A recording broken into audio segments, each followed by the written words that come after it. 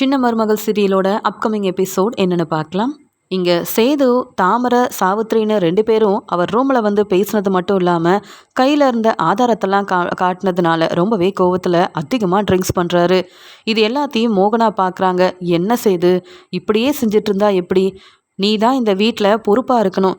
தமிழ்செல்வி மேலே கோவம் இருக்க வேண்டியதான். அதுக்காக இப்படியா நீ வந்து உன் வாழ்க்கையை பற்றி யோசிக்காம எப்போ பார்த்தாலும் ட்ரிங்க்ஸ் பண்ணிட்டு இருந்தா அது உனக்கும் நல்லதில்லை, உன் வாழ்க்கைக்கும் நல்லதில்லை. அம்மா சொன்னால் நீ கேட்க மாட்டியான்னு கேட்கும்போது, யார் சொல்லி நான் கேட்டு என்ன பிரயோஜனம்? நான் விருப்பப்பட்டு கல்யாணம் பண்ணி கூட்டிகிட்டு வந்த தமிழ்செல்வி என்னை எம்பிட்டு அவமானப்படுத்துகிறான்னு எனக்கு தான் தெரியும். வெளியில் எங்கே போனாலும் தமிழ்செல்வியால் நான் தலை குனிஞ்சு நிற்க வேண்டியதாக இருக்குது. அதனால தான் வீட்டுக்குள்ளேயே இப்படியெல்லாம் செஞ்சிட்ருக்கேன். என்னை யாரும் புரிஞ்சிக்க மாட்டிங்களா அப்படின்னு ரொம்ப கோவத்தில் பேசுகிறாரு. இதெல்லாம் உன் அப்பத்தா பார்த்தா தாங்கிக்க முடியாது அவங்களால. நான் சொல்கிறத கேளு. நீ கொஞ்சம் பொறுமையாக யோசிச்சு நல்ல முடிவாக எடுக்கணும். தமிழ்செல்வி நம்ம வீட்டுக்கு மருமகளாக வரணும். நீ மற்றவங்க பேசுகிறாங்கன்னு தமிழ்செல்வியை தப்பாக நினைக்கக்கூடாதுன்னு சொல்லிட்டு இருக்கும்போதே போதுமா? இனி யார் பேச்சையும் கேட்க நான் தயாராக இல்லை. தமிழ்செல்வியை நான் பிரிஞ்சே ஆகணும். அதுதான் என் வாழ்க்கைக்கு நல்லது. அவளால் நானும் இங்கே வீட்டில் உள்ள எல்லாரும் ரொம்பவே அவமானப்பட்டுட்டோம் அப்படின்னு பேசிகிட்டு இருக்கும்போது, இதுக்கு மேலேயும் பேசி எந்த பிரயோஜனமும் இல்லைன்னு தெரிஞ்சுக்கிட்ட மோகனா சேதுக்கிட்ட பேசாமல் அங்கேருந்து மனசு வேதனைப்பட்டுட்டு கிளம்புறாங்க. இங்கே மோகனா இப்படி வரதை பார்த்துட்டு அப்பத்தாவும், என்ன மோகனா, அதான் தமிழ்செல்வியும் சேதுவும் பிரிய வாய்ப்பில்லைன்னு நம்ம சந்தோஷமாக தானே பேசிகிட்டு இருந்தோம். அதான் தமிழ்செல்வி சேது கூட தான் வாழ எனக்கு பிடிச்சிருக்குன்னு பதில் நோட்டீஸ்லாம் அனுப்புனால நீ ஏன் இம்பிட்டு சோகமாக இருக்கேன்னு கேட்குறாங்க. அது வேற ஒன்றும் இல்லத்த, உங்கள் பேரன் சேதுவோட நிலைமையை நினச்சாதான் ரொம்ப கஷ்டமாக இருக்குது. சேது தன்னுடைய ரூமை விட்டு வெளியில் வர மாட்டேங்கிறான். எப்போ பார்த்தாலும் எதையோ யோசிச்சுக்கிட்டு ரொம்ப குழப்பத்தில் ரொம்பவே ட்ரிங்க்ஸ் பண்ணுறான். இதெல்லாம் தப்புன்னு சொன்னால் புரிய மாட்டேங்குது. ஏன் தான் தமிழ்செல்வியை சேது தப்பாகவே நினைக்கிறான்னு ஒன்றும் புரிய மாட்டேங்குது. நான் பேசிட்டேன். இங்கே சேது மனசை நீங்களாவது மாற்ற முடியுமான்னு பாருங்க. இதுக்கு மேலே என்னால் என்ன செய்ய முடியும் அப்படின்னு மோகனா பேசுகிறாங்க. நீ அமைதியாரு மோகனா, நான் நாளைக்கு கண்டிப்பாக என் பேரங்கிட்ட பேசுகிறேன். சேதுவும் மனசு மாறுவான். அது எப்படி தமிழ்செல்வியை அவன் விட்டு பிரிய முடியும்? விரும்பி தமிழ்செல்வியை இந்த வீட்டுக்கு கூட்டிகிட்டு வந்து சேது அம்புட்டு நல்லா பார்த்துக்கிட்டானே, இப்போ உடனே அவனால் தமிழ்செல்வியை மறக்க முடியுமா?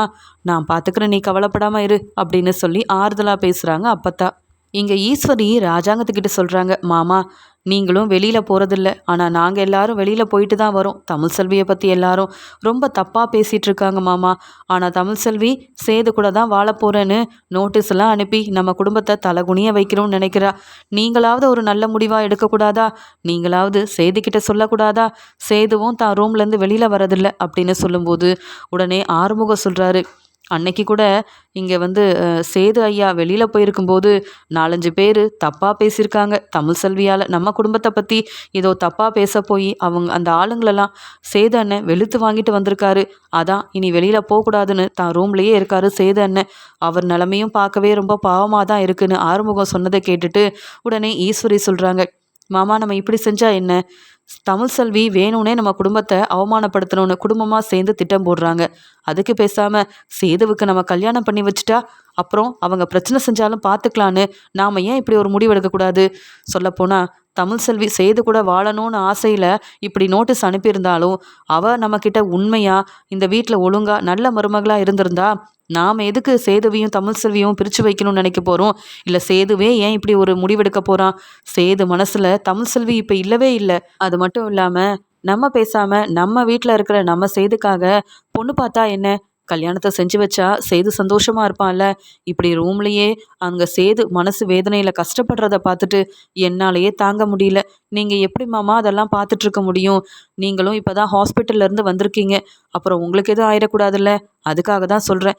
பேசாமல் சேதுவுக்கு நல்ல ஒரு இடத்துல ஒரு வரனா பார்த்து நம்ம கல்யாணம் பண்ணி வச்சா என்ன மாமா அப்படின்னு கேட்குறாங்க. உடனே அப்பத்தாவும், ஈஸ்வரி என்ன பேசுகிற? தெரிஞ்சுதான் பேசுறியா? அது எப்படி? இப்போ சேதுவும் தமிழ்செல்வியும் பிரியவே இல்லையே. நீ பாட்டுக்கு கல்யாண ஏற்பாடாக செய்யலான்னு சொன்னால் தமிழ்செல்வி பார்த்துட்டு சும்மா இருப்பாளா? நீங்கள் அனுப்பின நோட்டீஸுக்கே எங்கள் பதிலாக ஒரு நோட்டீஸ் அனுப்பி என்ன சொல்லியிருக்கா? இந்த வீட்டில் உரிமை இருக்குன்ற மாதிரி பேசியிருக்கா. இந்த வீட்டில் உள்ள சொத்தும் வேண்டாம், பணமும் வேண்டாம், ஆனால் சேது கூட ஒன்று சேர்ந்து வாழணும்னு தமிழ்செல்வி இப்படி நினைக்கும்போது நீ சொல்கிற மாதிரி செஞ்சாலும் பிரச்சனை நம்மளுக்கு தான் வரும். நாம தான் அவமானப்பட்டு நிற்கிறோம். முதல்ல தெளிவாக ஒரு முடிவு கிடைக்கட்டும். அதுக்கப்புறமா என் பேரனுக்கு கல்யாணத்தை செஞ்சு வைக்கலாமா, இவன் இல்லை அவன் செஞ்சதுக்கு தனியாகவே இருக்கட்டுமான்னு எல்லாத்தையும் பார்த்து பண்ணிக்கலாம். இப்போ நீ ஒன்றும் இதை பற்றி பேச வேண்டான்னு சொல்கிறாங்க அப்பத்தா. இல்லத்த, நான் சொல்கிறத கொஞ்சம் கேளுங்களேன்னு சொல்லும்போது, இந்த விஷயத்தில் யார் சொன்னாலும் நான் கேட்க மாட்டேன். பிரச்சனைக்கு ஒரு முற்றுப்புள்ளி வைக்கணும், அதுக்கப்புறம் பார்த்துக்கலான்னு சொல்ல உடனே ராஜாங்கமும் அந்த பக்கமாக சேது நல்லா ட்ரிங்க்ஸ் பண்ணிட்டு வரதை மெதுவாக பார்க்குறாரு. இங்கே தன்னுடைய அப்பா முன்னாடி சேதுவோட நிலமை சரியில்லைன்னு இங்கே சேது அப்படியே ஒதுங்கி நிற்கும்போது ராஜாங்கம் நினைக்கிறாரு, என் பையன் என்னோட ஒரே வாரிசு, இந்த வீட்டையே அவன்தான் நல்லா பார்த்துக்கணும், அவனுக்காக தான் இந்த சொத்து பணம்னு எல்லாத்தையும் சேர்த்து வச்சுட்ருக்கேன். ஆனால் தமிழ் செல்வியால் இப்போ என் பையனோட நிலமை இப்படி இருக்குது. அவன் என்ன செய்கிறான்னு அவனே தெரியாமல் இப்படி ரூம்லேயே இருக்கிறான், இப்படி நிறையா ட்ரிங்க்ஸ் பண்ணிகிட்டு இருக்கான். என்ன செய்யன்னு தெரியல. ஒரு பக்கம் ஈஸ்வரி சொல்கிறதும் சரியாக தான் இருக்குது, இன்னொரு பக்கம் பிரச்சனை முடியாமல் கல்யாணம் ஏற்பாடு செஞ்சால் அந்த தமிழ் செல்வி குடும்பத்தில் உள்ளவங்க நம்ம எல்லாரையும் அவமானப்படுத்திடுவாங்க. என் பையனுக்கு நான் என்ன உதவின்னு செஞ்சு அவனை இதிலேருந்து வெளியில் கொண்டு வரதுன்னு தெரியலையே.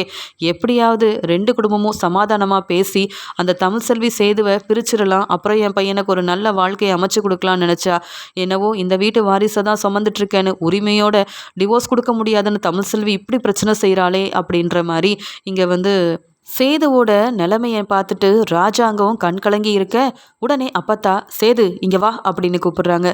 என்ன அப்பத்தான்னு வந்து நிற்க, உன் அப்பா முன்னாடி நீ எந்த நிலமையில வந்து நிற்கிற? உன் அப்பா கண் கலங்கணும்னு நினைக்கிறியா, இல்லை வீட்டில் உள்ள எல்லாரும் உன்னால் கஷ்டப்படணும்னு நினைக்கிறியா?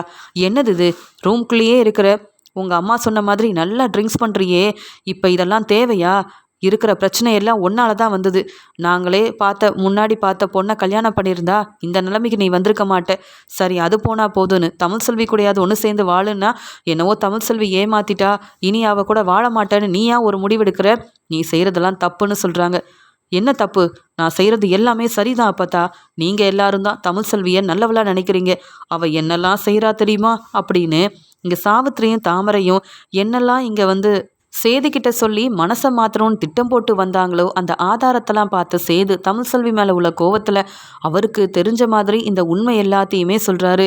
நடந்த மாதிரியே எல்லாத்தையும் சொல்கிறாரு. காலேஜுக்கு போகிறேன்னு சொல்லி தமிழ் செல்வி படிக்கவா போகிறா? அவள் மேலே நான் சந்தேகப்பட்டது ரொம்ப சரி. அந்த தமிழ் செல்வி அவள் கூட படித்த அந்த கேன்டீன் நடத்துகிற அந்த சக்தியை பார்க்கறதுக்காகவும் பேசுகிறதுக்காகவும் தான் அவெல்லாம் காலேஜ்லேயே சேர்ந்துருக்கா. இல்லைனா அம்புட்டு தூரம் ஏன் போய் படிக்கணும், எதுக்காக அந்த காலேஜில் போய் சேரணும் அப்படின்னு நடந்தது என்னன்னு தெரிஞ்சுக்காம இங்கே சாவித்திரி சொன்னது எல்லாமே உண்மை நினச்சிக்கிட்டு அப்பத்தா முன்னாடி பேசுகிறாரு. இப்படி சந்தேகத்தோட தமிழ் செல்வியை தப்பாக பேசின இங்கே சேதுவை பார்த்துட்டு அங்கே ராஜாங்க மட்டும் இல்லாமல் மோகனா, அப்பத்தா, மலரன்னு எல்லாரும் பேரதிர்ச்சியோடு பார்க்குறாங்க. ஆனால் சாவித்திரியும் தாமரையும் ஒருத்தர் பார்த்து சிரிச்சுக்கிறாங்க. சரியாக பேசுகிறான் சேது. இப்போ தான் நாம் சொன்னது, நம்ம காமிச்ச ஆதாரம்னு எல்லாத்தையும் எல்லார் முன்னாடியும் சொல்கிறான் பாரு.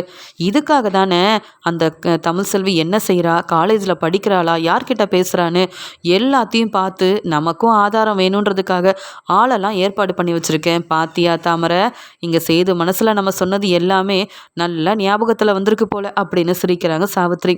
உடனே இங்கே அப்பத்தாவும், தமிழ் செல்வியை தப்பாக பேசாத, நீ என்ன சொன்னாலும் அதை என்னால் ஏற்றுக்க முடியாது. காலேஜுக்கு போகணும்னு நினச்ச தமிழ் செல்வி மொய் விருந்து ஏற்பாடு செஞ்சு எவ்வளோ கஷ்டப்பட்டு பணத்தை ஏற்பாடு பண்ணி படிக்கணும்னு நினச்சான்னு எனக்கு தானே தெரியும். நீ தப்பாக பேசினா அதெல்லாம் நான் நம்பிடுவேனான்னு சொல்லும்போது, என்கிட்ட ஆதாரம் இருக்குது அப்பத்தா, வேணும்னா பார்க்குறீங்களா?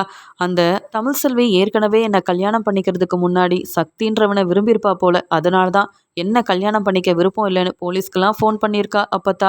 இது தெரியாமல் நான் விரும்பி அந்த தமிழ் செல்வியை நம்பி கல்யாணம் பண்ணிட்டு இப்போ நான் ஏமாந்து போயிட்டேன் அப்பத்தா. மறுபடியும் தமிழ் செல்வியை பற்றி என்கிட்ட எந்த கேள்வியும் கேட்காதீங்க. அவள் செஞ்சதையும் என்னால் மறக்க முடியல, அவள் என்னை ஏமாத்துனதையும் என்னால் மன்னிக்க முடியல அப்பத்தா. இன்னும் அவளை நம்பி நான் ஏமாறணுமா? தமிழ் செல்வி இந்த வீட்டுக்கு மருமகளாக கூட்டிகிட்டு வரணுமா? முடியவே முடியாது. நான் சொன்ன மாதிரி தமிழ் செல்வி இனி என் வாழ்க்கையில் இல்லை, அவளை விட்டு நான் பிரிய தான் போகிறேன். வேண்டாம்ப்பா அந்த தமிழ் செல்வி, நம்ம குடும்பத்தையே தலகுனிய வச்சுட்டாங்களேப்பா அந்த வீட்டில் உள்ளவங்க அப்படின்னு சொல்லி ரொம்பவே அழுகிறாரு. உடனே மோகனாவோ, யார் இதெல்லாம் உன்கிட்ட சொன்னது? தமிழ் செல்வி படிக்க போகிற விஷயம், அங்கே தமிழ் செல்வி யார்கிட்ட பேசுகிறான்னு ஆதாரம் இருக்குன்னு சொல்கிறியே, இதெல்லாம் உனக்கு எப்படி செய்து தெரியும்? நீ வீட்டை விட்டு பெருசாக இங்கே வெளியில் போகிறதில்ல, யாரோ உன் மனசை மாற்றுறதுக்கு இப்படியெல்லாம் செய்கிறாங்கன்னு எனக்கு தெரியுது. நீ உண்மையை சொல்லு, என்ன நடக்குது, என்ன பிரச்சனை அப்படின்னு கேட்குறாங்க. யார் சொன்னா என்ன, அதெல்லாம் உண்மைதானம்மா?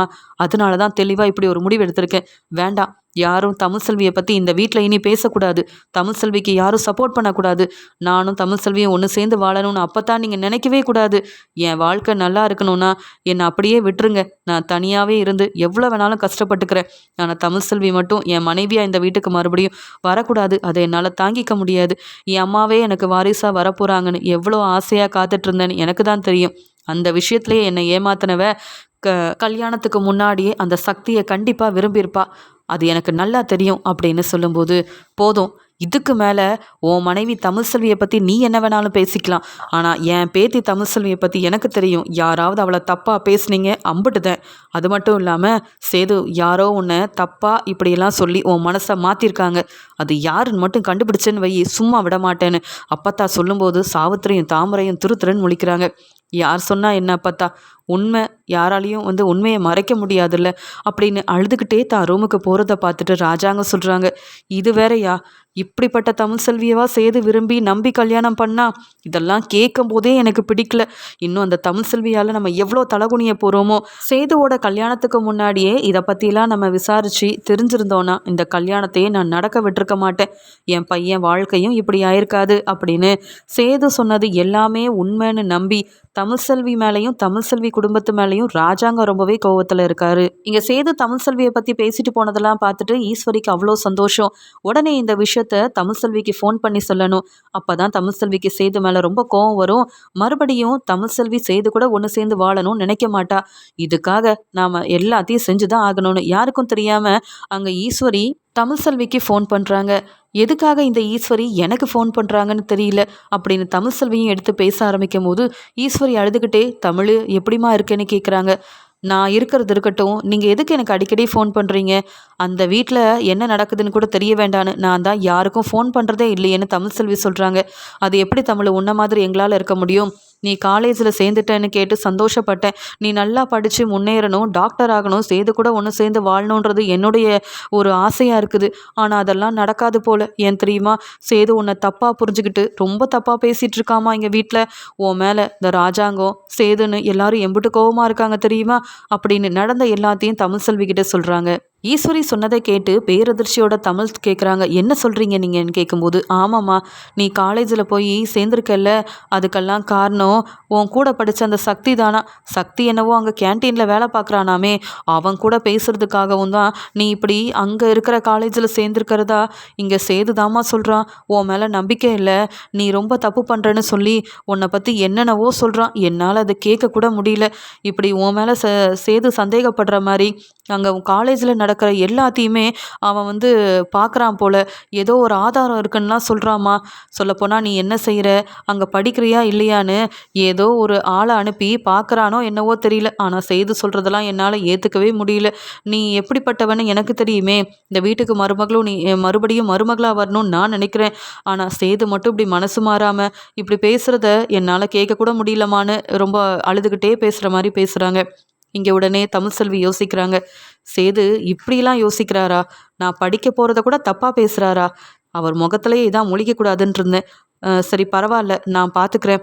அங்கே நடக்கிறதெல்லாம் இப்படி ஃபோன் பண்ணி சொல்லாதீங்க. அந்த சேது என்னை பற்றி எம்பிட்டு தப்பாக பேசினாலும் அதை நான் பெருசாக எடுத்துக்க மாட்டேன். ஏன்னா உங்கள் வாரிசை தான் நான் சுமக்கிறேன்னு சந்தோஷமாக சொன்னப்போ கூட என்னை தப்பாக தான் சேது பேசினார். அதை விட இதெல்லாம் பெருசாக ஒன்றும் எனக்கு தெரியல. சந்தேகப்படுற சேதுவுக்கு இதெல்லாம் சாதாரணம் தானே, என்ன வேணாலும் பேசிட்டு போகட்டும், நான் ஃபோனை வைக்கிறேன்னு சொல்லிட்டு பெருசாக அதை பற்றி யோசிக்காமல் ஃபோனை வச்சிடுறாங்க. உடனே சித்ரா, என்னம்மா இங்கே நடக்கிற எல்லாத்தையும் தமிழ்செல்விக்கிட்ட சொல்லிட்டு இருக்கீங்கன்னு கேட்க, ஆமாம், அப்போ தானே அந்த தமிழ்செல்விக்கு சேது மேலே ரொம்ப கோபம் வரும். என்ன தான் இதை கண்டுக்காத மாதிரி தமிழ்செல்வி நடித்தாலும் சேது பக்கமே திரும்பி பார்க்கக்கூடாதுன்னு தான் நினப்பா. அப்படியே 2 பேரும் இருந்தால் நமக்கு சந்தோஷம் தானே. என் பையன் போஸ் இந்த வீட்டை விட்டு வெளியில் போய் கஷ்டப்படுறான், பணம் இல்லைன்னு சொல்லி ஃபோன் பண்ணுறான். அந்த நிலைமைக்கு காரணம் தமிழ்செல்வி தானே. அவள் என்னைக்கு இந்த வீட்டுக்கு வந்தாலோ என் பையனோட வாழ்க்கையே ஒன்றும் இல்லாமல் ஆயிடுச்சு. அவளை மட்டும் சேது கூட சந்தோஷமாக வாழ விட்டுருவேனா என்ன? போஸ் மறுபடியும் இந்த வீட்டுக்குள்ளே வரணும். அதே மாதிரி சேது ராஜாங்கம் எல்லாரும் அவமானப்பட்டு தலை குனிஞ்சு இந்த வீட்டை விட்டே வெளியில் போகணும். இந்த வீட்டில் நான், என் பையனு, என் குடும்பம் மட்டும்தான் இருக்கணும். அதுக்காக சித்ரா நான் என்ன வேணாலும் செய்வேன் அப்படின்னு சொல்லி ஈஸ்வரி சிரிக்கிறாங்க. உடனே சித்ராவும், பரவாயில்லம்மா, போஸ்க்காக நீ இவ்வளோ செய்றியே, பார்க்கவே சந்தோஷமா இருக்கு. மறுபடியும் இந்த சேது ஒரு பக்கம் ஏமாந்து நிற்கிறாரு. சேது மேலே உள்ள கோவத்தில் தமிழ்செல்வி இருக்கிறா. என்னதான் நடக்குதுன்னு பார்ப்போமேன்னு 2 பேரும் தமிழ்செல்வி சேதுவை பற்றி பேசி சிரிச்சிட்டு இருக்காங்க. எல்லாத்தையும் கேட்டு தெரிஞ்சுக்கிட்ட இங்கே தமிழ்செல்வி நினைக்கிறாங்க, நம்ம ஃப்ரெண்டு சக்தி கிட்ட பேசுறது கூட தப்புன்னு சேது நம்ம என்ன செய்கிறோன்னு பார்க்கலாம் இங்கே ஆள் வச்சிருக்காரா? முதல்ல அது யாருன்னு கண்டுபிடிக்கணும். அது மட்டும் இல்லை, நம்மளை சந்தேகப்படுற சேதுவுக்கு சரியான பாடம் புகட்டணும், சரியான பதில் கொடுக்கணும் அப்படின்ற மாதிரி யோசிக்கிறாங்க. வசந்தி வந்து தமிழ்செல்வி கிட்ட கேட்குறாங்க, என்ன பிள்ளை, ஏன் ரொம்ப சோகமாக இருக்க, யார் ஃபோனில் பேசுனதுன்னு கேட்க. அதெல்லாம் ஒன்றும் இல்லைம்மா, அது வேற பிரச்சனை, நான் பார்த்துக்கிறேன், சரிம்மா எனக்கு படிக்கணும் அப்படின்னு சொல்லிட்டு போயிடுறாங்க தமிழ்செல்வி. அடுத்த நாள் அங்கே காலேஜுக்கு கிளம்பும் போதே தமிழ்செல்வி நினைக்கிறாங்க, இன்னைக்கு சக்தி கிட்ட பேசும்போது கண்டிப்பாக யார் நம்மளை பார்த்துட்ருக்காங்க, யார் தான் இங்கே நடக்கிறத சொல்கிறாங்கன்னு தெரிஞ்சுக்கணும்னு சொல்லிட்டு தமிழ்செல்வி அங்கே சக்தி பேச வரும்போதே இங்கே மெதுவாக சக்தி கிட்ட சொல்கிறாங்க, நான் உன்கிட்ட பேசுகிறத கூட எல்லாரும் தப்பாக தான் நினைக்கிறாங்க சக்தி. அது மட்டும் இல்லை, நீ என்கிட்ட பேசுனது, நீ வந்து நான் உன்கிட்ட பேசுனது எல்லாத்தையும் தப்பாக பேசும்போது நம்ம பேசாமல் இருக்கிறது தான் நல்லதுன்னு சொல்ல. என்ன தமிழ் சொல்கிற, நான் உன் ஃப்ரெண்டு, நான் பேசினா அது எப்படி தப்பாகும்? அது மட்டும் இல்லை, நானே 2 வருஷம் கழித்து உன்னை பார்த்துருக்கேன்னு சொல்லும்போது யாருன்னு தெரியல, நான் உன்கிட்ட பேசுகிறத கூட சேதுக்கிட்ட சொல்லி கொடுக்குறாங்க. அது யாருன்னு தெரிஞ்சாதான் அதுக்கப்புறம் நான் நிம்மதியாகவே இருக்க முடியும். அது வரைக்கும் நான் உன்கிட்ட பேச மாட்டேன் சக்தி அப்படின்னு சொல்லிட்டு போயிடுறாங்க தமிழ். அப்போ தான் இங்கே வந்து சக்தி யோசிக்கிறாரு, காலேஜில் இருக்க யாரோ இப்படிலாம் செய்கிறாங்களா? அப்போ தமிழ்செல்விக்கும் சேதுக்கும் பிரச்சனை வர்றதுக்கு காரணம் இப்படி இங்கே என்ன நடக்குதுன்னு சொல்கிறவங்களா இருக்குமோ? முதல்ல அவங்கள கண்டுபிடிக்கணும் அப்படின்ற மாதிரி சக்தி தன்னுடைய ஃப்ரெண்டுங்க கிட்டலாம் சொல்கிறாங்க. இங்கே யாரோ தேவையில்லாமல் பிரச்சனை செய்கிறாங்க, தமிழ்செல்வி என்ன செய்கிறாங்கன்னு பார்க்கவே இங்கே ஒரு ஆள் இருக்காங்க போல், அது யாருன்னு நீங்கள் தான்டா கண்டுபிடிச்சி சொல்லணும்னு தன்னுடைய ஃப்ரெண்டு கிட்டலாம் சொல்ல, அவங்களும் கண்டுபிடிச்சி சக்தி கிட்ட சொல்கிறாங்க. அது வேற யாரும் இல்லை, அந்த சேதுவோட வீட்டில் இருக்கிற சாவித்ரி தான் இங்கே தமிழ்செல்வி என்ன செய்கிறாங்க, யார்கிட்ட பேசுகிறாங்கன்னு சொல்லி அங்கே ஒரு ஆளை ஏற்பாடு பண்ணி ஆதாரத்தெல்லாம் அனுப்பிட்டு இருக்காங்க போல். அது வேற யாரும் இல்லை, அதோ அந்த அம்மா தான் அப்படின்னு சொல்லிட்டு காமிச்சு கொடுக்கும்போது சக்தி அவங்கள வெளுத்து வாங்குறாங்க. இப்படியெல்லாம் வேற செய்றியா? இதுக்காக தான் காலேஜில் வேலைக்கு சேர்ந்தியா என்ன? அசிங்கமா இல்லை உனக்கு? அந்த ஆதாரம் எல்லாத்தையும் என்கிட்ட கொடு. நீ இப்போ இப்படியெல்லாம் நடக்கிறத யார் உன்னை செய்ய சொன்னாங்களோ அவங்கள பற்றி நீ என்கிட்ட பேசு, அந்த ஆதாரம் என்கிட்ட இருக்கணும். ஏன் தெரியுமா? இனி உன்னால் தமிழ்செல்வி வீட்டில் பிரச்சனை வரக்கூடாது, தமிழ்செல்வி அவமானப்படக்கூடாது. தமிழ்செல்வி மாசமாக இருக்கும்போது சந்தோஷமாக இருக்க விட மாட்டிங்களா? ஏன் படிக்க வந்த எல்லாரும் இப்படி மற்றவங்க கிட்ட பேசினா தப்புன்னு நீங்கள் நினைப்பீங்களா என்ன? நீ எல்லாம் ஒரு ஆளுன்னு அப்படின்னு வெளுத்து வாங்கி அங்கே சாவித்திரி ஏற்பாடு பண்ண அந்த அம்மாவும் வேற வழி இல்லாமல் மாட்டிக்கிட்டதால அங்கே எல்லார்கிட்டேயும் மன்னிப்பு கேட்டு, நான் தான் அந்த சாவித்திரியால் இங்கே தமிழ்செல்வி என்னெல்லாம் செய்கிறாங்கன்றத ஆதாரமாக அனுப்பிட்டு இருந்தேன், இனி அப்படியெல்லாம் செய்ய மாட்டேன் அப்படின்னு ஒத்துக்கிறாங்க. உடனே இதை பெரிய ஆதாரமாக தன்னுடைய ஃபோனில் எடுத்து வச்சுக்கிறாரு சக்தி. இது கண்டிப்பாக தமிழ்செல்விக்கு உதவும். ஏன்னா சாவித்திரி செஞ்ச வேலை எல்லாருக்கும் தெரிய வேண்டாமா? இதை தெரிஞ்சுக்காத தமிழ்செல்வி என் மேலெல்லாம் கோபமாக இருக்கா. கண்டிப்பாக தமிழ்செல்வியோட வாழ்க்கை என்னால் எந்த பிரச்சனையும் வராது. தமிழ்செல்விக்கு இல்லைனாலும் சேதுக்கிட்டையாவது எல்லா உண்மையும் சொல்லி நான் தமிழ்செல்வியவும் சேதுவையும் கண்டிப்பாக ஒன்று சேர்த்து வைப்பேன் அப்படின்னு சக்தி நினைக்கிறாரு. ராஜாங்கத்துக்கு அவங்க வக்கீல் ஃபோன் பண்ணி நாளைக்கு சேது கோர்ட்டுக்கு வரணும், அது மட்டும் இல்லாமல் உங்கள் பக்கம் இருக்கிற நியாயத்தை சொல்லுங்கள், கண்டிப்பாக நீங்கள் நினைக்கிறது நல்லபடியாக நடக்கும், மேற்கொண்டு என்ன செய்யணுமோ அதை பார்த்துக்கலான்னு சொல்லும்போது சேதுவை கூப்பிட்டு, ஐயா சேது, நாளைக்கு நீ சன்னாசி நான் எல்லாரும் அங்கே போயிட்டு வருவோம்ப்பா. அது மட்டும் இல்லை, நீ நினைக்கிறது எல்லாம் நல்லா நடக்கும். நீ உன் வாழ்க்கையில் சந்தோஷம் வரணும்னா கண்டிப்பாக தமிழ்செல்வியை நீ பிரிஞ்சு தான் ஆகணும்னு பேசும்போது, நாளைக்கு நான் வரேன்ப்பா, நான் பார்த்துக்கிறேன், ஆனால் என்ன தமிழ்செல்வி முகத்தில் முழிக்கவே எனக்கு பிடிக்கல அப்படின்ற மாதிரி பேசுகிறாரு. நீ கவலைப்படாதப்பா, பார்த்துக்கலான்னு சொல்லி ராஜாங்கமும் ஆறுதலாக சொல்ல வெளியில் கிளம்புறாரு சேது. அதே மாதிரி இங்கே தமிழ்செல்வியோட வக்கீலும் சொல்கிறாங்க. அவங்களும் அங்கே கோர்ட்டுக்கு போக எல்லா ஏற்பாடையும் செய்கிறாங்க. அந்த சமயம் சக்தி ஃபோன் பண்ணுறாரு. தமிழ், நீயும் என்னை தப்பாக புரிஞ்சுக்கிட்டல, என்னால் தான் உன் வாழ்க்கையில் பிரச்சனைன்னு தெரியும் அப்படின்னு சொல்ல, நான் இன்றைக்கி காலேஜுக்கு வரமாட்டேன், எனக்கு நிறைய வேலை இருக்குன்னு சொல்லும்போது, என்ன தமிழ் இப்படி பேசுகிற, நீ என்னை சந்தேகப்படுறியா அப்படின்னு கேட்கும்போது, நான் சந்தேகப்படுவேனா? நீ என் ஃப்ரெண்டு, மற்றவங்க புரிஞ்சுக்கலனாலும் நான் உன்னை தப்பாக பேசுவேனா, தப்பாக புரிஞ்சுப்பேனா அப்படின்னு கேட்குறாங்க. இப்போ நீ எங்கே போகிற தமிழ்னு கேட்கும்போது, அதான் நானும் அந்த சேதுவும் பிரியணும்னு வக்கீல் நோட்டீஸ் எல்லாம் அனுப்பியிருந்தாங்கல்ல, கோர்ட்டு வரைக்கும் போக வேண்டிய வேலை இருக்குது, நான் நாளைக்கு தான் காலேஜுக்கு வருவேன்னு சொல்ல, உடனே சக்தி சொல்கிறாரு, நானும் வரேன்னு. நீ அங்கே வந்தனா அந்த சேது தப்பாக புரிஞ்சுக்கிட்டு பெரிய பிரச்சனை செய்வார், நீ வர வேண்டாம் சக்தின்னு சொல்லும்போது, என்கிட்ட ஒரு ஆதாரம் இருக்குது, அதை நான் காமிக்கணும். அந்த ராஜாங்க குடும்பத்துக்கு உண்மை என்னன்னு புரிய வைக்கணும்.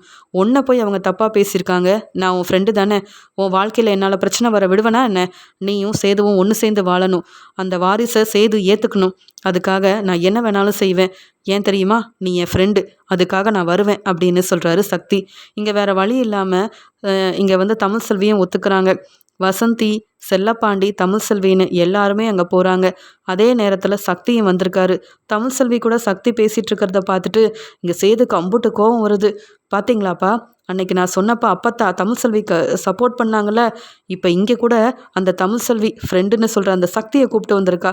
இதுக்கு தான்ப்பா சொன்னேன், இவ ஒன்றும் அவ்வளோ நல்லவளே இல்லை, இவள் முகத்தில் முழுகி கூட பிடிக்கலன்னு அப்படின்னு தமிழ்செல்வியை பார்த்துட்டு சேதுக்கு ரொம்ப கோவம் வருது. தமிழ்செல்வியோட வக்கீல் பேச ஆரம்பிக்கிறாங்க. அங்கே ஜட்ஜம்மாவும் 2 பக்கமும் 2 பேரும் சொல்கிறத கேட்டு தெரிஞ்சுக்கிறாங்க. அந்த சமயம் தமிழ்செல்வி சொல்கிறாங்க, நான் பொய் சொன்னேன் தான். எதுக்காகனா என் வாழ்க்கைக்காக. ஆனால் அந்த பொய்யை ரொம்ப நாள் மறைக்கக்கூடாதுன்னு மன்னிப்பும் கேட்டுட்டேன். ஆனால் இப்போ ஏன் வயிற்றுல வளர்றது என்னுடைய வாரிசே இல்லைன்னு சேது சொல்கிறாரு. அதை என்னால் ஏற்றுக்க முடியலன்னு சொல்ல, போதுண்டி, இதுக்கு மேலே நல்லவ மாதிரி பேசாத. நானா உன்னை சந்தேகப்பட்டேன்? சந்தேகப்படுற மாதிரி நடந்துக்கிறது நீ தாண்டி அப்படின்னு பேசுகிறாரு இங்கே சேது. அது மட்டும் இல்லாமல் காலேஜுக்கு நீ படிக்கவா போகிற? நீ எங்கள் காலேஜில் என்னெல்லாம் செய்கிறன்னு எனக்கு தெரியும். சக்தி என்னவோ உன் ஃப்ரெண்டுன்னு சொல்கிற. ஆனால் கல்யாணத்துக்கு முன்னாடியே சக்தி உன்னை விரும்பியிருக்கான். உன்னை கல்யாணம் பண்ணணும்னு நினச்சிருக்கான். அப்புறம் எப்படி அவன் உன் ஃப்ரெண்டு ஆக முடியும்? இப்போ கூட நான் உன்னை பிரிஞ்சிருக்கிறதுனால உன்னை நினச்சிட்டு இருக்கானோ என்னவோ, உன்னை கல்யாணம் பண்ணிக்கணும்னு கூட அவன் ஆசைப்படலாம். இப்படிப்பட்ட ஒரு ஆள் கூட பேசி சிரிக்கிறதெல்லாம் சரியா? நான் எவ்வளோ கஷ்டப்பட்டுட்டு இருக்கேன். ஆனால் நீ என்னை பிரிஞ்சுட்டு ரொம்ப நிம்மதியாக சந்தோஷமாக இருக்கிறியே. இதில் என்னடி நியாயம் இருக்குன்னு கேட்குறாங்க. உடனே தமிழ்செல்வி சொல்கிறாங்க, தப்பாக பேசாதீங்க. சக்தி என் ஃப்ரெண்டு. எனக்காக என்ன வேணாலும் செய்வான். அதுக்குன்னு காலேஜுக்கு போனால் யார்கிட்டையும் பேசக்கூடாதுன்னு இருக்கா? என்னையே சந்தேகப்பட்ட ஆளு தானே.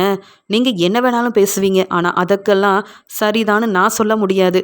என் கூட வாழ விருப்பம் இல்லாத உங்கள் கூட நானும் வாழ விருப்பப்படலை. ஆனால் என் வயிற்றில் வளர்றது உங்கள் வாரிசு. அதுக்காக என்னைக்கும் உங்களுக்கு டிவோர்ஸ் தரவே மாட்டேன். நீங்கள் என்ன வேணாலும் பேசுங்க, என்ன வேணாலும் செஞ்சுக்கோங்க. ஆனால் உண்மை என்னவோ, நியாயம் யார் பக்கம் இருக்கோ அவங்களுக்கு தான் நல்லது நடக்கும்.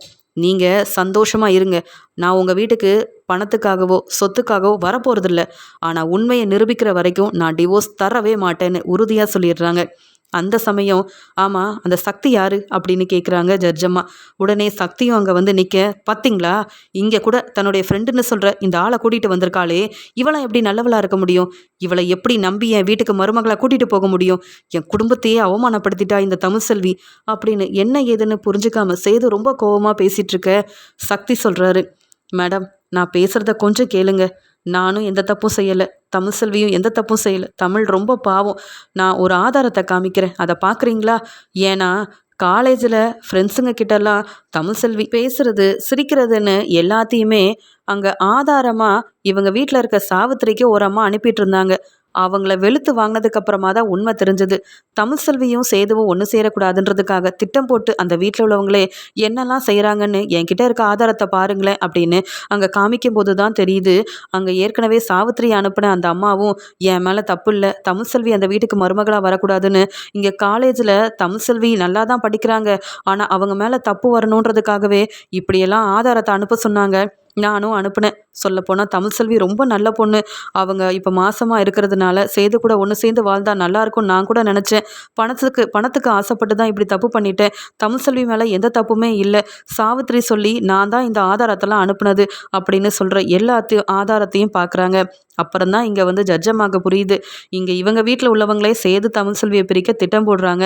அதனால தான் சேது மற்றவங்க சொல்கிறத கேட்டுக்கிட்டு தமிழ்செல்வி மேலே சந்தேகப்பட்டு இப்படி ஏன் முன்னாடியே பேசுகிறாருன்னு புரிஞ்சுக்கிட்டு, சேது நீங்கள் பேசுகிறது ரொம்ப தப்பு, பார்த்தீங்களா உங்கள் வீட்டில் உள்ளவங்க எப்படி திட்டம் போட்டிருக்காங்கன்னு அதுக்கான ஆதாரத்தையும் இந்த சக்தி காமிச்சிட்டாரு.